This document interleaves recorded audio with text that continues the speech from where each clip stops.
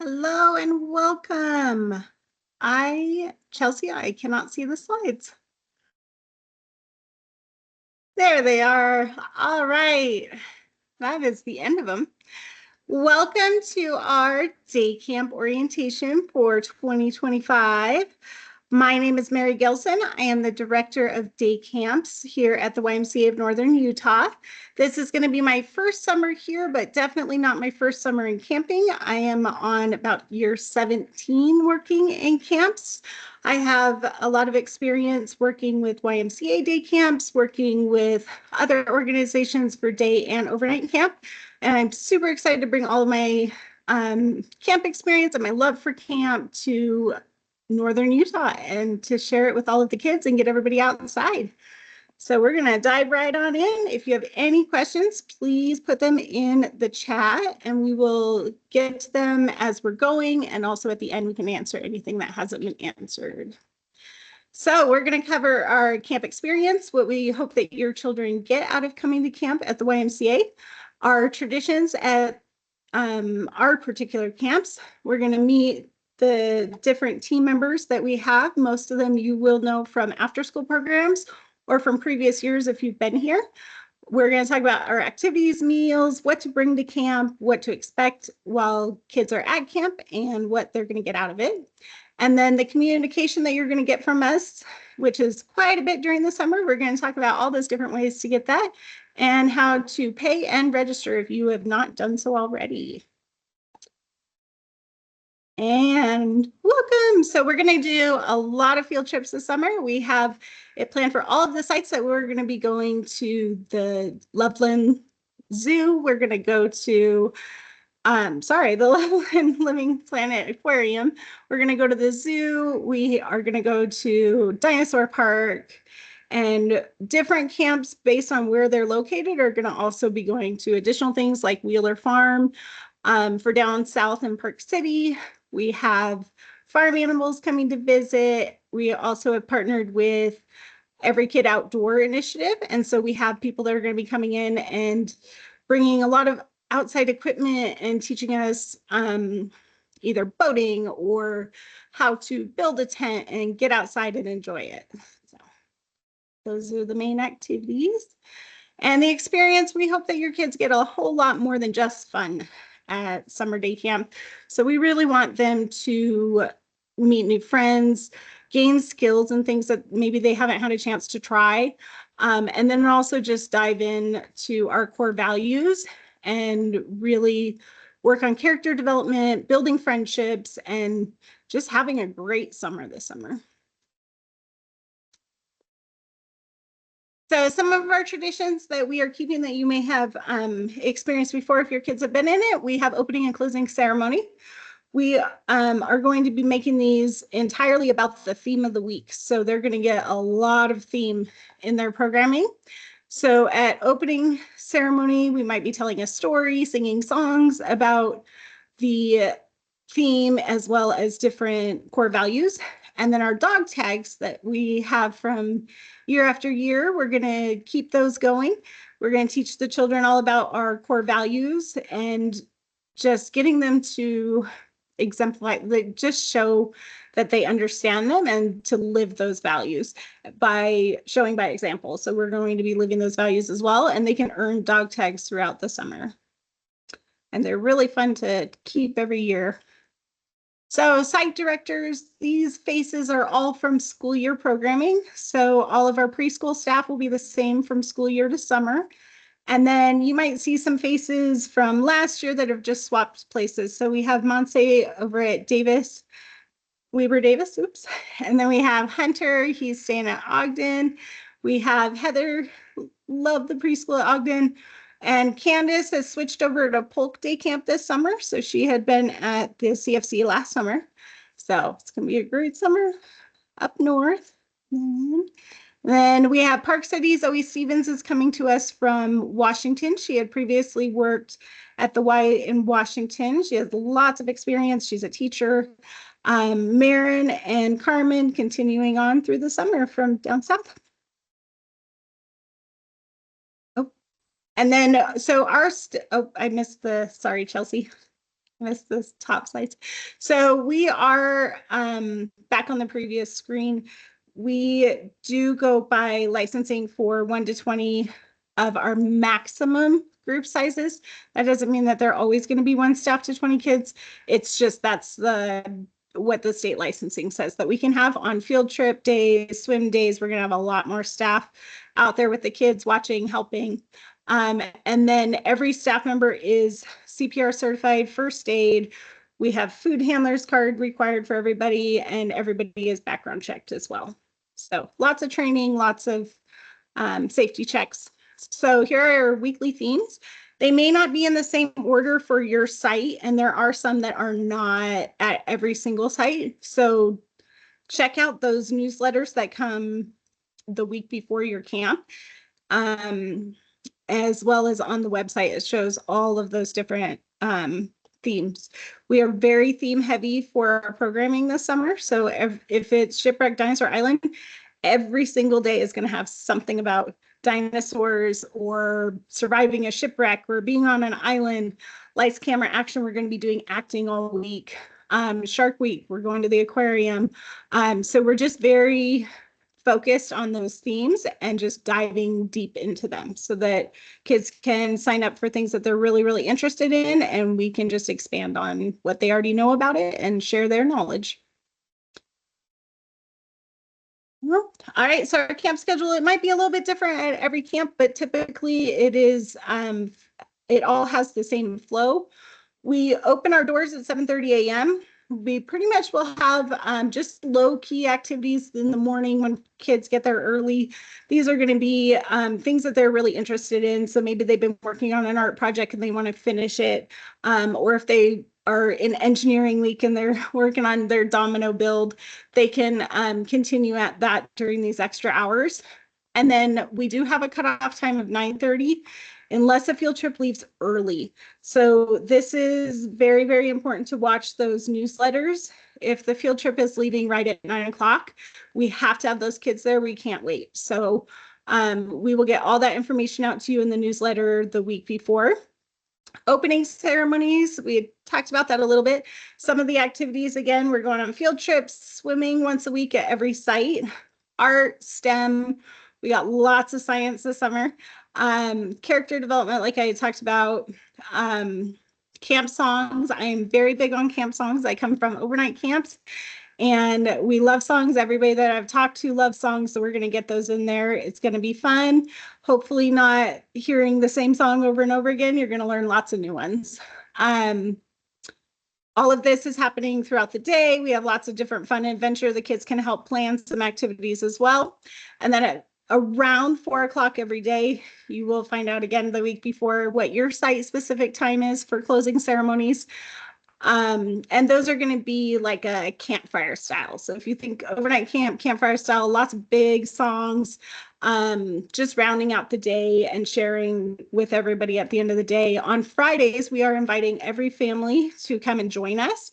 So you can come and watch those closing ceremonies and see what the kids have done all week. So if they're in engineering and they happen to be in a group that built a rocket, then we would launch those rockets on Friday for closing ceremony to show you. If the kids wanted to sing a particular song for you, that'll be their chance to show you what they've done throughout the week. And then at 6 o'clock, every day except for Friday and Weber Davis site, we close at 6:66. That's the only time, 6 o'clock, not 6:01. We do have a late fee. This is because our sites most of them have alarms, and the doors actually shut in a way that we shouldn't be opening them because we might have security or law enforcement visitors thinking that somebody is not supposed to be there. So we have to leave at closing time at 6 o'clock and then on Friday at 5:30.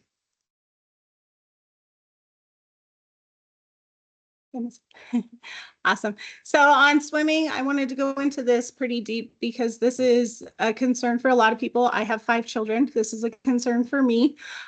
We do a lot of trainings for swimming. We make sure that staff know how to monitor pools. Every first swim visit for a child during the summer, they will have to take a swim test, and that is a swim test that is provided by the pool staff. So the lifeguards are watching that and they are grading them on what level they are at. If a child is a non-swimmer, we have PFDs for every child that needs it. If you want to bring your own, that's fine, but they have to be a proper swimming PFD and they have to be in good shape, no rips, tears, or anything like that. But we do have enough for everybody. If a child does not pass their swim test at the beginning of summer, but then maybe they've been working on it really well, like Chelsea's daughter had done, they can retest if they want to the next week or continuous weeks after. Oh, I'm so sorry. PFD, professional or personal flotation device. It's a life jacket. Sorry. So with safety of the pool, we do not allow any drop-offs or pickups from the pool. It can be confusing and we don't want anybody to have any kind of second thought of where a child is. We want them to, for sure, be with their group the entire time that they're out swimming, and they go to the pool with their group, they leave with their group. So that is one of our safety precautions. Swim location, dates, times, everything's going to be in the newsletter because they are different per site, as well as there's a couple where they have to switch days of the week just because of pool rentals and things like that. So we can't leave any of the kids behind at camp. They will be coming, even if they don't want to swim. We will have a couple of activities off to the side for them, but our staff's main focus is the kids in the water. So those activities will not be anything big. They'll be sitting down and maybe making a friendship bracelet, but the staff's eyes will be primarily on the pool. For field trips, everybody gets a field trip shirt on the first day of camp, and we would like you to wear that anytime we leave camp. So whether it's field trip days, swim day, anytime you leave camp. So if you just toss it in their backpack on Monday, then we are prepared for the week. Field trip departures, we have to leave right when the bus has to leave because we have time set up for our different field trips. And then any kind of, like if you have an appointment or something like that, that you absolutely have to pick up your child from a field trip, please coordinate that with the site leadership so that that can be planned for ahead of time, nothing day of, because that's a little bit too confusing and we don't want to have anybody that is not in the place that they need to be for you to pick up. So the preschoolers, they're going to have on-site field trip days. So if we are going to like Treehouse Museum for school age, then Treehouse is going to come to the site to entertain the preschoolers and teach them and show them exactly what the older kids are learning on their field trip. But those preschool field trips will be on site. They will not be leaving. All right, so meals and snacks. So if it's a sack lunch, that is coming from home. So Weber Davis site and Park City site do bring their own home lunches. And then the other meals where it says the Y, those are all provided. That is solely due to grants and things like that. It's not, we're not picking the sites. It just happens to be that that's how we are able to provide those meals. It's through grants and through the school lunch program. Allergies, sorry, allergies and sensitivities. So with allergies, we will do our absolute best to accommodate anything that's a sensitivity. With the meal program that we have, it has to be signed off by a doctor in order for them to provide an alternative. So we really need to know at registration so that if they cannot provide the alternative, then we can have the alternative on hand. So please make sure that that is all in your registration. And we can go, sorry. So health and safety for medication. This is really important. You're gonna hand your medication to the director or the person checking people in on Monday. Medication cannot be kept in a backpack. It's extremely unsafe and it's against licensing. So hand that medication over. We want to make sure that it is not expired. It is for that child, so no adult medication for a 4-year-old. Things that if it's a prescription, it has to have that child's name on it. And again, it has to be a current prescription, and it has to have that entire prescription on the bottle. For over the counter, let's say it's allergies and you know that your child has a really bad grass allergy. If you can't give it ahead of time, then please again bring it in the original container and hand it to us. Sunscreen, please put your sunscreen on at home for the first round, just because we have a lot of kids and it's so much easier. And then we will aid in putting on sunscreen after that. You do want to bring that from home. That is your sunscreen, so make sure it is labeled because they will all have the same bottles. Here it says community family centers are peanut free, but all sites are peanut free. So we do have staff allergies. We have other children with allergies. We are 100% going to make every site peanut free. So please come up with alternatives. And again, if you have an allergy, please let us know so that we are aware if something else comes in somebody's bag. And that is Park City and Weber Davis. Water breaks are in the schedule. We are very conscious of the water intake and making sure that nobody is getting dehydrated. We do have water available, but they will need to bring their own water bottles. All sites, with the exception of Park City, will be getting a water bottle through our Every Kid Outdoor program, but they may not be on that first day. So please bring a water bottle with your child's first and last name on it. And then safety ratios, I did mention 1 to 20. We do our best to do less, but that is what state licensing is, so it can happen. Group by age, we are within a 2-year age range, and so we try and keep those kids as close to their appropriate age level friends, and that way we are not dealing with anything inappropriate. However, at the beginning and end of the day, when there are less children and we are not in full camp mode, we will have mixed groups, but those will have activities and things to keep the children occupied. There won't be free for all time. So incident reports, we do fill out incident reports for injuries as well as behavior. Those would be coming from your site director. Childcare licensing, that all of our sites follow childcare licensing. And then rule of threes. This is one of those things that protects your child from anything inappropriate happening. Anytime we send a kid to like the restroom at the pool, there's never going to be one child going to the restroom. It's going to be a rule of 3 where we'll either send 3 kids, 1 adult, 2 kids. There will never be 1 child with 1 adult or 1 child with 1 child. That's that one. And the camp kit. So this is something awesome. If you want to plan ahead and just pack a small backpack on Monday morning and send it with your kids so they're ready for the week, that would be awesome. Otherwise, every day a small backpack with a change of clothes. Camp is messy, so please don't come in your best dress.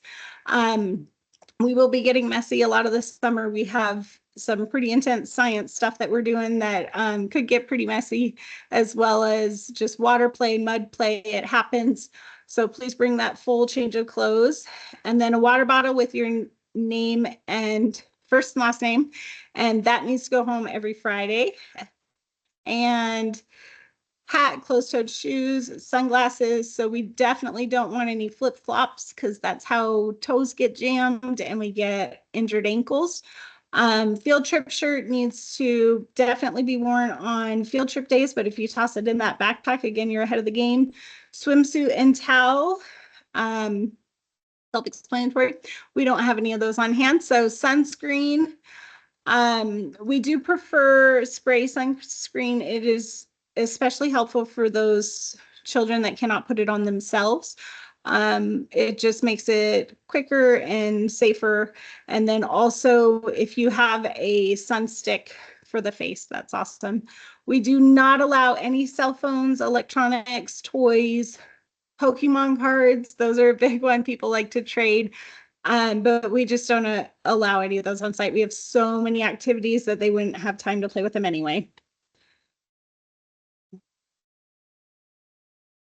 All right, expectations and behavior. We have our 4 core values, and this is something that we're going to be talking about daily and a lot. So when a behavior arises, we will be bringing up these 4 core values to see if they're meeting those expectations.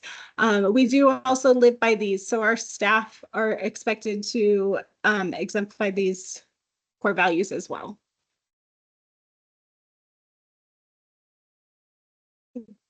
All right, so communication, the Thursday before each week that you are registered, you will get our newsletter. So it will have theme-specific details, field trip information, if anything changed with swimming, our special activities that are theme related, any awards, fun moments that may have happened the previous week, all of the contact information that you might need for your director, for me.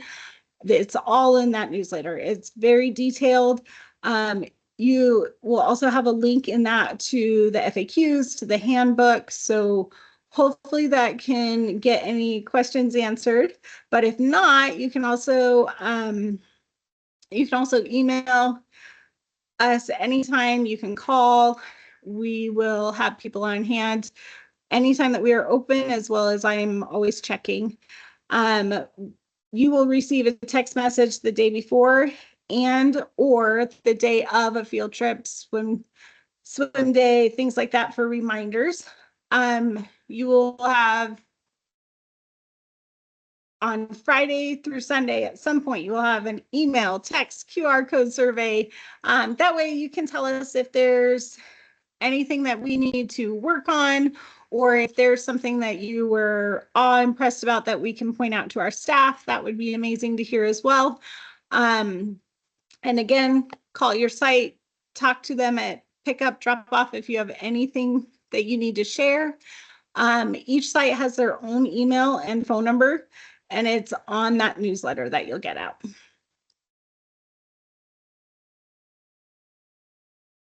Awesome. Is this you, Chelsea? Am I doing this one? Nope, I'm doing this one. All right, so payment and registration. So payment is due 1 week before each session.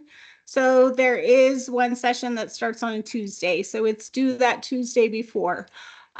Deposits are non-refundables. So if you up and decide that you're going to Disneyland next week, we can't refund that deposit because it is a spot that is too late to fill. We do have that late pickup fee, and that must be paid before your child comes back. So if you're late by 20 minutes, that's $40 per kid. So please don't be late. Our staff do have hours that they have to stick to, as well as those sites with the alarms going off and things like that. Withdrawals due to the non-payment, you do lose your deposit, and you cannot re-enroll unless there is space available. So if you lose your spot and somebody jumps in and takes that space, then that spot is taken. Registration closes the Wednesday before each session. We cannot accommodate the showing up on Monday and saying, oh, I forgot to register this week, because we have a lot of things that we have to plan for, and those things are already done. So we can't have week of registration. Cancellations are due the Wednesday before. And then call Welcome Desk to make any changes to your registration info. So if you did not place an allergy or maybe a behavioral need, things like that, please call registration or call Welcome Desk to change that information so that we can have all of the correct information for your child, please. Awesome. And then Duck Donate. So this is a brand new thing that we're going to be doing this summer. So if you have any children that have gone to our overnight camp, we do a kind of a little fundraising at the end of every week. So this is something we're going to be doing throughout the summer. We have little ducks that you can donate to purchase that duck to race in a race. There is not a a winning duck or anything like that. It is just a fun way to raise some money so that we can help kids who can't afford to come to camp in the day camp area.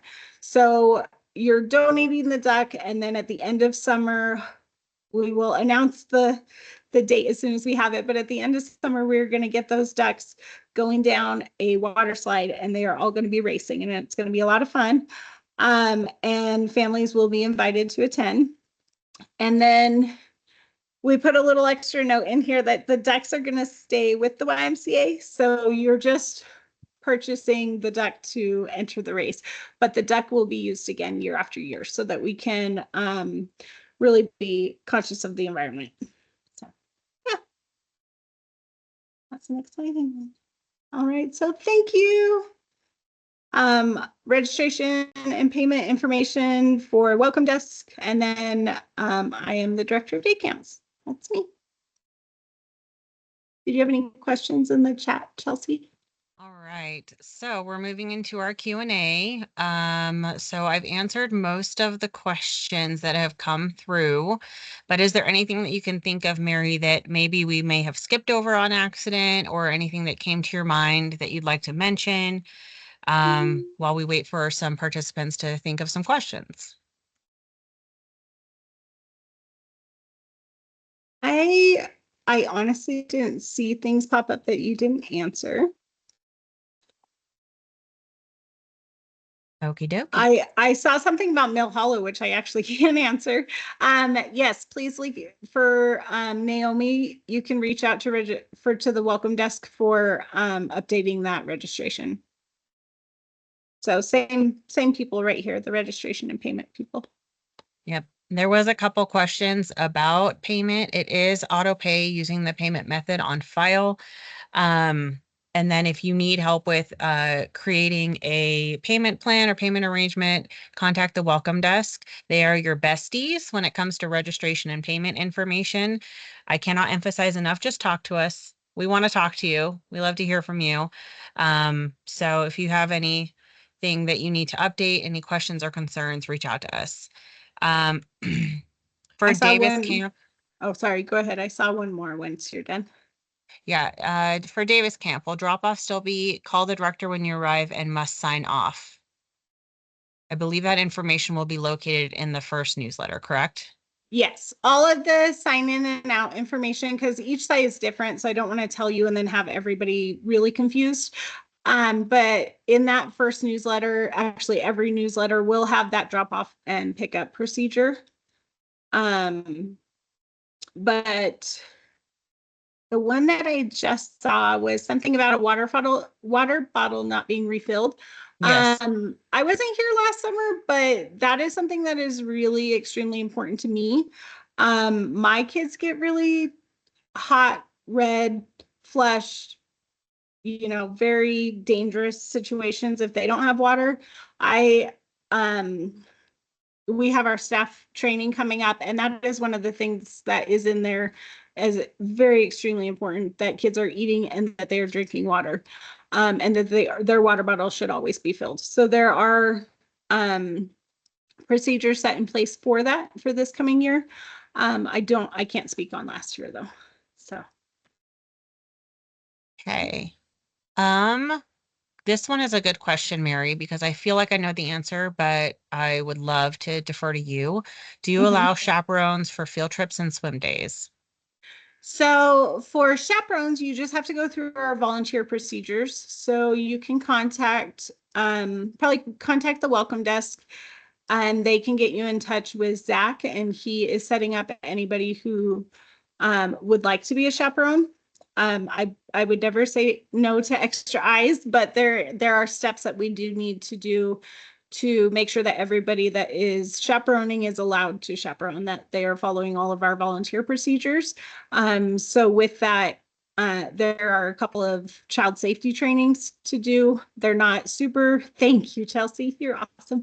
They're not super intense, but it does help us make sure that we know that anybody that's coming with our kids anywhere is able to be around children. Awesome. Yep, And I did then put I that saw something volunteer about link. Park City. Yep, Park Park City City camp site location. is at Treasure Mountain Junior High, and it is a beautiful site. We have the entire school to us. We are only using a portion of it, but we do have that whole school. No, but nothing else is happening there. We have the full back 40 field as well as all the trails around us. So that is going to be a wonderful new site for us this year. All right. I did see a really good question because this does happen to my 8-year-old sometimes. I get it. But what is the process or procedure to deal with a toileting accident for school age kids? I don't know if I will go into this to the extent that you're asking. I'm not sure what we're asking. I personally, what I will be discussing with the staff is we are discreet. We make sure that the child has their change of clothes because you're going to pack them in their backpack ready to go. And then we would have them put their dirties into a plastic bag, put it in your bag to go home that day. But we wouldn't make a big deal about anything like that. Accidents happen. Mm-hmm. Okay. I hope that answered the question. Yes, I I believe didn't it. read right away. I feel like it So, did, but the person who asked it, if you want to just make, comment or chat to make sure you feel comfortable with the answer, that would be great. yeah. And if you know if your child is prone to accidents, just please make sure that your counselor knows so that they're watching for the signs so that it never gets hidden from us, so that we can help get them the stuff that they need. And then if Absolutely. they are prone, also maybe send a couple extra pairs of clothes. All right. We do have a location specific question. Do you know which pools that each location would be swimming at? I don't have them off the top of my head. They will be in that first newsletter, though. Okay. I So for apologize. I don't anything have it off location the top of my head. specific, like drop off and Mhm. pickup and phone numbers, your site director, which pool you're going to, what your field trip days are, what your menu is, please refer to that newsletter first. Because as orientation, we have so many sites with unique setups and structures to serve that community and group best. So refer to that newsletter as well. I'm just scrolling through Also, all the just because they can get questions. really confusing if I Mhm. start rattling off places. Oh, no problem. Yay, Thanks. I love that. Thank I'm you. glad that helped you. Did anybody's question get missed? If you can ask it again, that'd be awesome if we Yep. missed anybody.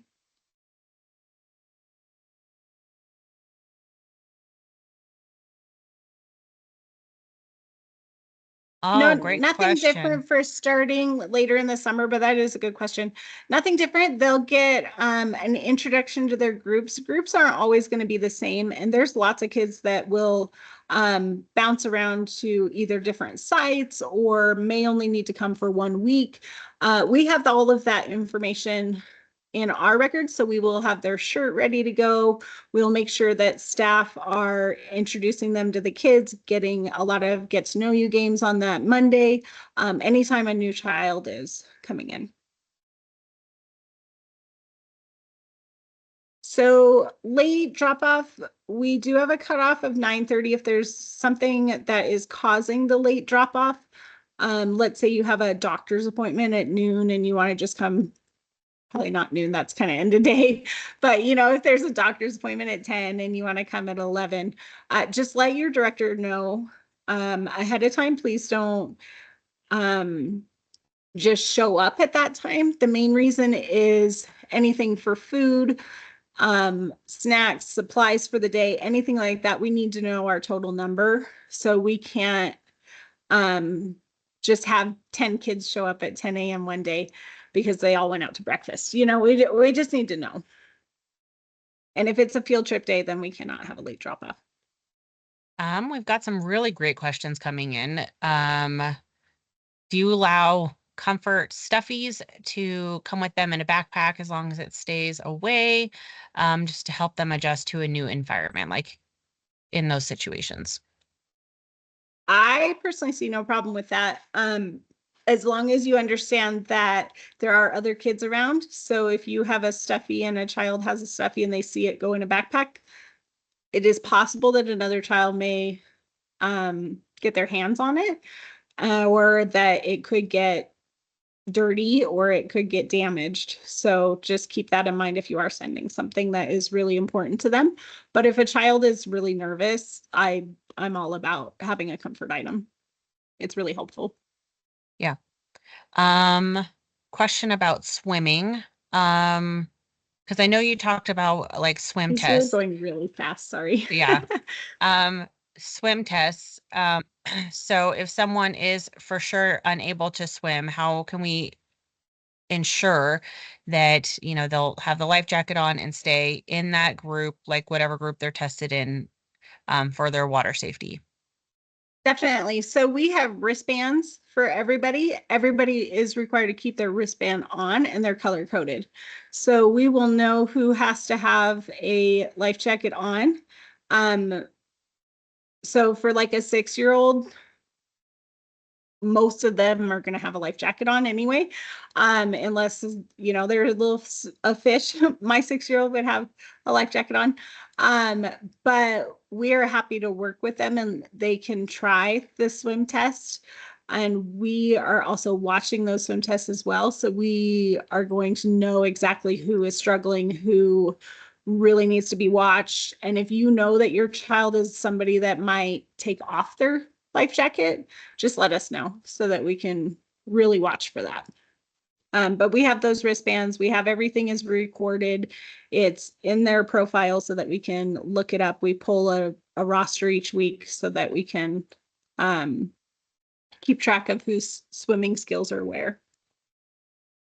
I All saw the right. pictures and videos. Mhm. That's an awesome one. We will be uploading. We have Facebook sites, sorry, groups that are region by region. So you can go check on there. We will be posting a lot of pictures of videos. I'm not sure exactly how many videos will be up, but the pictures will be up quite a bit.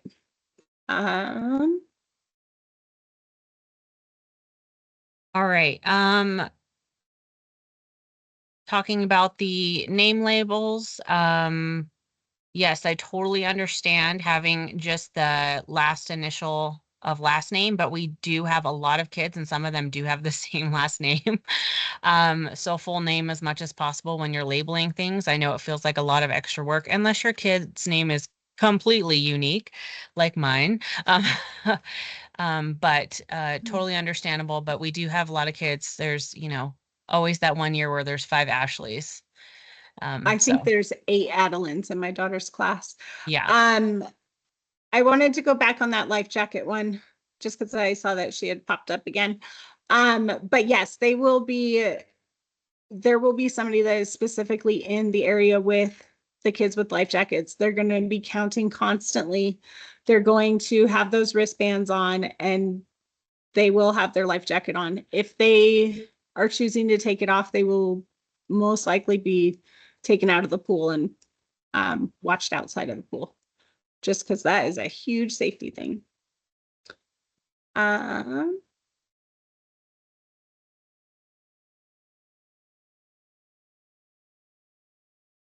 All right. If it rains, we'll can't move indoors. Ooh, that's a great question because not just about rain, like what elements would it mean? Because I know during the summer it's pretty hot. Like what is too hot to be outside and what yep. is too cold and windy? Like what's the danger setting, danger zone to not be outside? So everything that we go off of is childcare licensing. And so there is, it goes based off of um, temperature and feel. So it's not just the temperature. There's a whole graph that we go off of for that. And most of them, it's like those super hot days, it's going to be 20 minutes max at a time. Like you can't, licensing wise, we are not allowed to be outside for more than that. I'm from Seattle, so if it's raining, um, if it's raining, it really just depends. If they're drenched, we're not doing that. But if it's, you know, just coming down a little bit and we can still safely do our activity, we'll probably still safely do our activity. If there's any thunder, lightning, that's a 30-minute automatic rule. of indoors. So not just undercover, but they need to be indoors. So if it's either the last clap of thunder or the last strike of lightning that we see, it's 30 minutes. And anytime it happens again, it's 30 minutes again. And that's same rules for overnight camp as well. And as far as indoors, we're going to be indoors, outdoors, we're going to be all around. So if kids are uncomfortable, we never want that. So we're going to avoid that. So we're going to be outside if it's beautiful, and we'll be inside if it's miserable. So, or we'll be outside with water and having fun. All right. I think we've gotten almost all of the questions. I see a couple more. For the dress code, I do see the dress one. I would suggest shorts under it, just because we are going to be doing a lot of fun, wild sports activities, things that are going to be maybe rolling around on the grass. But a dress is totally fine. Just know that whatever they wear, it may get dirty, it may get damaged. So play clothes are awesome. Did I miss any other ones? I think we've got most of them, but what we can do is we'll stay on for another 3 minutes. Oh, great question. How do you handle a situation if a kid doesn't want to Perfect. participate in a certain activity? That is a great question. And with my 5 kids, there's always one. We will never force a child to do an activity. We have planned activities throughout the whole day. If a child is really not into it, not wanting to do it, we will find a way that they can participate. So let's say they really don't want to play games, but maybe they can be the referee for the game. Or if we are doing art and they're just really not into art, but they're really into science, and we can make it into a science activity, we can adjust to what the kids like to do. I've made it very clear to our staff that we are very open to what the children want to do. So if there's something that, let's say we did geocaching on Monday and they're really into it, and on Wednesday we're doing an art project and nobody wants to do the art project, but everybody wants to go geocaching, then we can swap up. So if they're not into it, we can make it work. Oh, Chelsea, I love it. That's awesome. How do staff respond to children behaving inappropriately? That's a great question. So it's obviously going to be specific to age, what's happening. Anything that's dangerous, inappropriate, it will be stopped and addressed immediately. If it is something that continues or is not addressed with a simple conversation, it's not fixing it, then we will do an incident report, let you know. And then we will work with you, your child, to help them get through the time and to help fix that behavior and see what the triggers were, and how we can help them through it. I saw one. So if you're picking up early, if something comes up, maybe you had an emergency, you needed to leave work, come get your child, please call that phone number first. That's site specific. So you'll get that in the newsletter.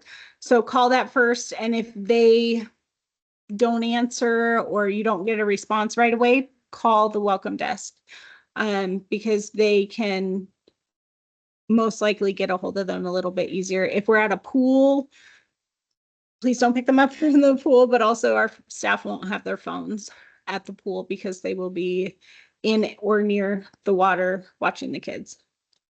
Hope that answers. Class size is really going to be dependent on the activity, as well as time of day. So like when it can be up to 1 to 20, just because that's licensing. But if we're doing an activity, a project, whatever it is, and 1 to 20 doesn't work, we have other staff on site that will come in. And on field trip days, same thing. We have more staff coming in. And also, I don't know what age your child is, but that's school age is the 1 to 20. So in preschool, it's 2 to 20, same as school year. And these are the same ratios as school year too. Mhm.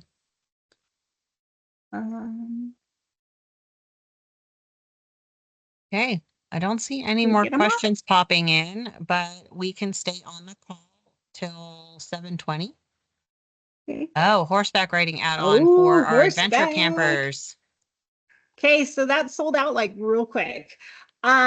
So if you have signed up for that, they will be going while we're at Camp Roger. This is Park City specific, but while Camp Roger goes, or I'm sorry, while Park City goes up to Camp Roger every Thursday, if they had signed up for the horseback riding add-on, it will be a one-time ride. So they will likely be helping them groom, saddle, get on, do a ride. If they are inexperienced, then it would be a ring lesson ride style.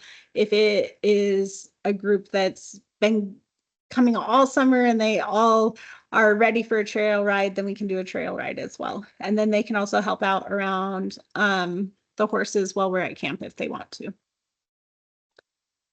I hope that Just- answered your question. Just a little plug if you're interested, and if none of your kids have been to overnight camp, there are some spots available. It's quite the unique experience. It's just an elevated day camp experience. No technology in the forest and the trees. And so it's a great opportunity. If you're interested, we have like single overnighters for the younger kids, short weeks, long weeks at Mill Hollow and Camp Roger. So look into that. And my daughter loves them. So if you Awesome. have more questions about overnight camp, let us know. Yes, there's still spaces and there's, scholarship money available as well. So check it out. Grouping kids by age, it's an art. We work through it. But when I say by 2 years, a 6-year-old can be in a group with an 8-year-old. So it's 2 years age difference. So not 6 and 7-year-olds only. It can be 6 to 8-year-olds. So it's 2 years difference from their age. And then it typically will always work out. We're not always going to have like a group of 60. There's going to be that odd number. So most likely it's going to be a group of 15. Yes, lunchbox every day if you're bringing your lunch, and that needs to go home every night. And then the water bottle just needs to go home every Friday. Ooh, yes, overnight spots available. It's on the website, and then they just sent something out today. I think that was on social media of what spots were available. Camp Roger did their orientation yesterday, and that will be loaded to, oh, look at that right there. And then tomorrow is Camp Mill Hollow's parent orientation. So if you're interested, get registered for that and you can get more information about Camp Mill Hollow. They do not have the horses, but they do have an amazing camp. Mill Hollow has the reservoir program, kayaking. It's amazing. Yes, water. And then Marissa, on the lunchbox, yes, you can bring one that you can take home. That's totally fine. We'd rather that than, well, I personally would rather that than throwing away a lot of trash every day. Yay. And then we'll send out for Park City at least, no, actually all the sites. We're going to send out the updated spacing if there's any spaces throughout the summer as well. So we'll send that out weekly.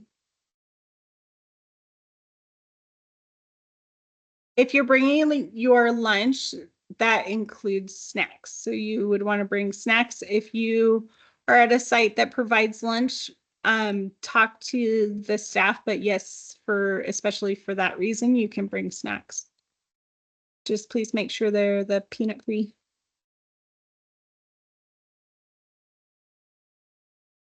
Awesome. Well, thank you everyone for joining us. We will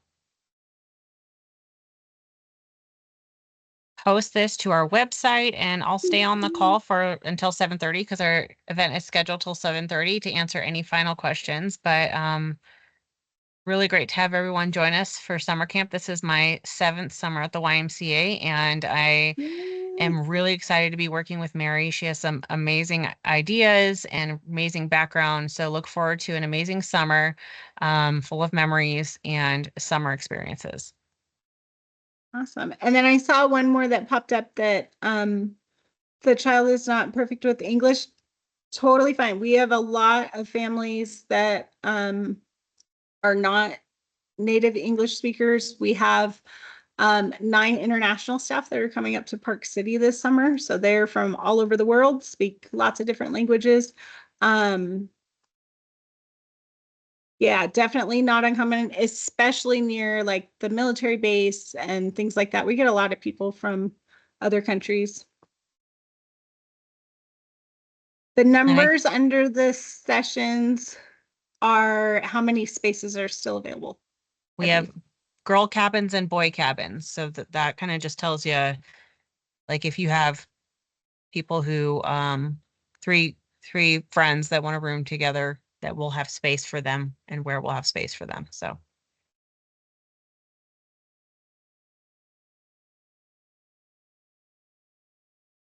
Yes, there are cubbies for all of their stuff.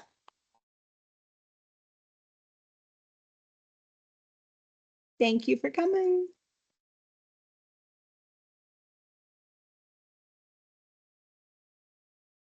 Yes, a Gizmo watch is fine. Just as long as it doesn't have like the ability to take pictures. So they can't like take a watch that can take pictures into a bathroom. But yes, they can have those tracker watches on as long as you know that they could get damaged. Because we do play rough during summer, but yes, totally, by all means. And silenced, sorry. My daughter has one, and so yes, no games, See, no my kids have games. the basic. Yeah. Mine just have a tracker. And I'm so, like, yes, if you as need long to as they talk to don't have me, anything on them. I'm like, if you need to talk to me and you're not feeling good, make sure you let the site director know that you're gonna call mom so that you don't just disappear and call mom. Yeah. So.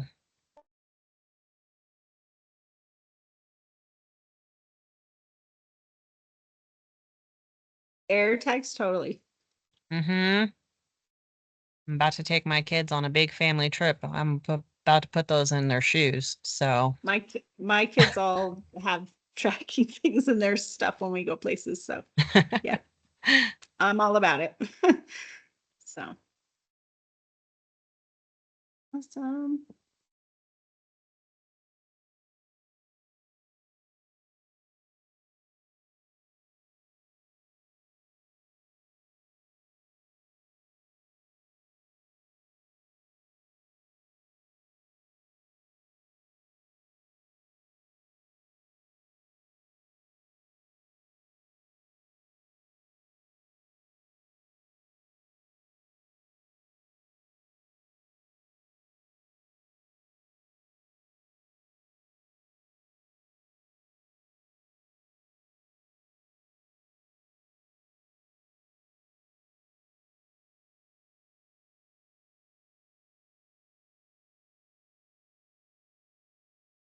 Ooh, average age for overnight campers.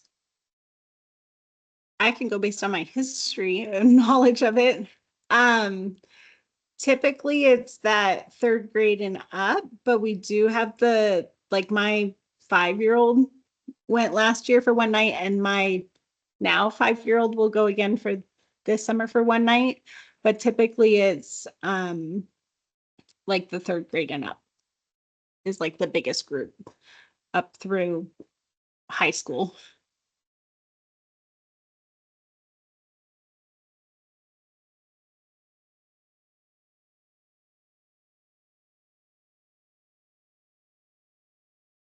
Question about the menu being posted. I know it's going to be posted on the parent board for those sites that we have. Do we link it on the newsletter? Because it's basically the school's menu. I don't think we had planned on it just because it is posted in the parent board.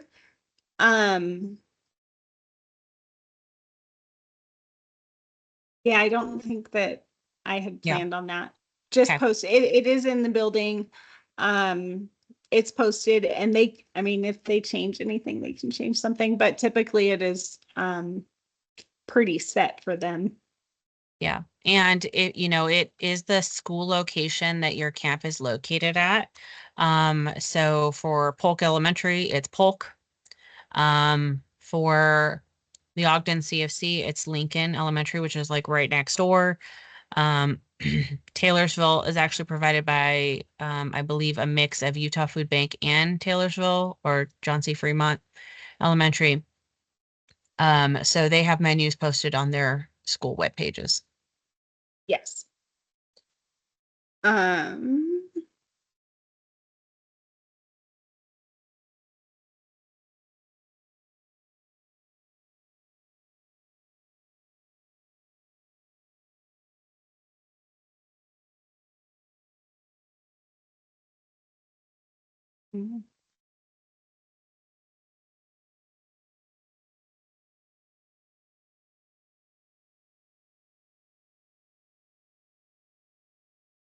in Park City, I don't know. I don't think that we have a microwave available. I can double check on that one. I don't know if we have a microwave available for the children to use, but we also most likely won't always be inside to eat. So it would be best if it is um a food that they can just eat on the go, because we do have, especially for um like ages 7 up, they might be hiking off to a spot to have a picnic. Thank you, Katya.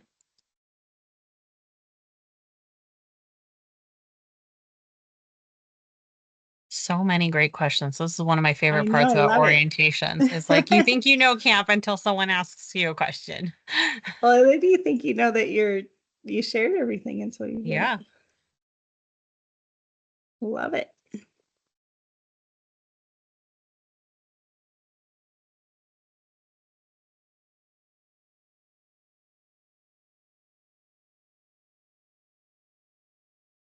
Thanks, Chelsea.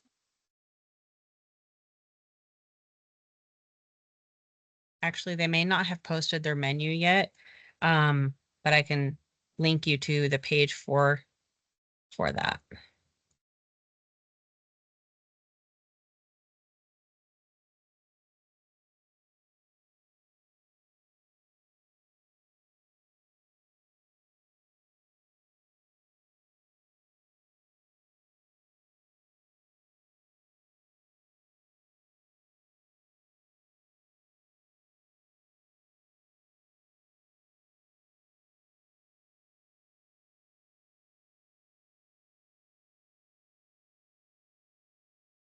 That is where they will post the menu.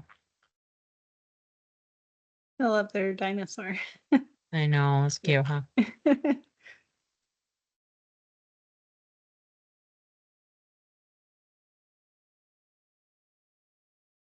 All right, I am going to end our event. Thank you, everybody. Thank you all so much. Have a good evening. We'll see you this summer. Bye.